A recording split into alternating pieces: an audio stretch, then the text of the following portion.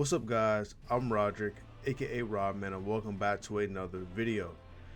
This video is for all my Dex players. In this video we're going to be talking about the best dexterity weapon from every single Souls game. If you like retro video gaming, anime, and gameplay videos, don't forget to leave a like, comment, and subscribe for more content just like this. So let's get right into the video.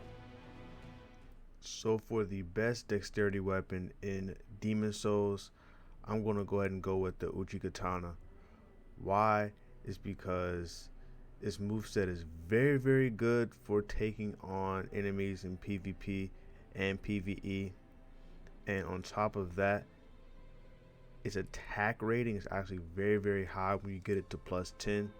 It bolsters a attack rating of 190, which is very high, and on top of that it has a S scaling in dexterity once you give it a sharp infusion, which honestly any weapon that you're going to have in Demon Souls, you're going to be giving it a sharp infusion because it makes its main scaling stat go up to an S, which is insane. The damage on this thing is crazy and it looks really cool too. So let's go ahead and move on to Dark Souls 1. So for the best dexterity weapon in Dark Souls 1, I'm going to be going with the Murakami. One thing that I think is really crazy with this weapon is that it's a curved greatsword and it has a very good moveset with a lot of horizontal sweeps and horizontal slashes, which is going to make fighting hordes of enemies very easy. Two things that I think is crazy about this weapon and that sets it apart from the rest of the dexterity weapons in Dark Souls 1 is the fact that it has an attack rating of 282 when it's fully upgraded, which is insanely high for a dexterity weapon. On top of that, it has an A scaling in dexterity, which is crazy. So when you double that with having an insanely high attack power with really good scaling as well, you're going to be flying through this game and melting anybody in PvP and PvE. So let's go ahead and move on to Dark Souls 2. So for the best dexterity weapon in Dark Souls 2, I'm going to go with the rapiers in general, specifically the Espada Repara. I don't know why rapiers in Dark Souls 2 are so good. They're good in every other Souls game, but it seems like they shine much more in Dark Souls 2. Maybe because how the parry system works, I don't know. These things will literally melt any person in PvE, in PvP I mean. It will melt any boss in PvE.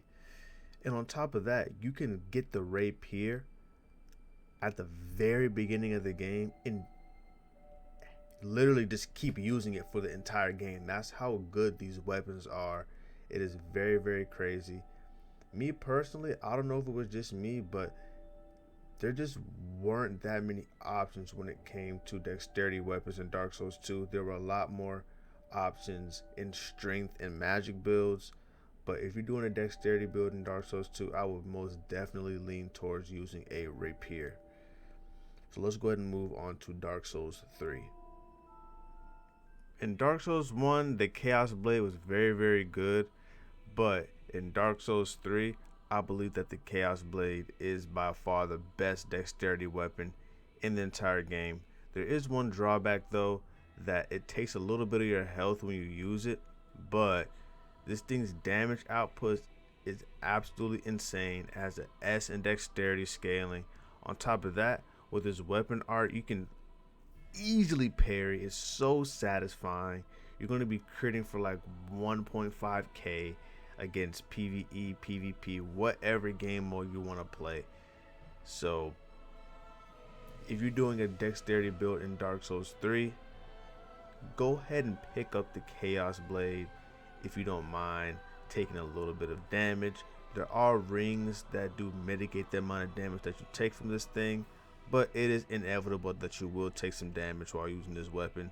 but the damage output that you're going to be doing is definitely worth it.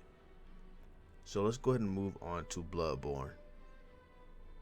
So for the best dexterity slash skill weapon in Bloodborne, since dexterity is called skill in Bloodborne, I'm going to be going with the Recuyo. This is the weapon that you get for defeating Lady Maria, and this weapon is really cool. It's like a dual blade that you can split into like 2 katanas. It's really dope, and it bolsters a attack rating of 164 when it's fully upgraded, and it also has really high skill scaling as well. So if you're doing a full skill build, you definitely are going to want to pick up the Recuyo. You do get it late in the game, unfortunately, unless you're some type of Bloodborne god and you can defeat Lady Maria really early. But if you don't mind waiting towards the end of the game to use this weapon, then this definitely is going to be your go-to skill weapon to use in Bloodborne. So let's go ahead and move on to eldenring. And y'all already know what that answer is going to be. Are you guys surprised? The best dexterity weapon in eldenring is Rivers of Blood.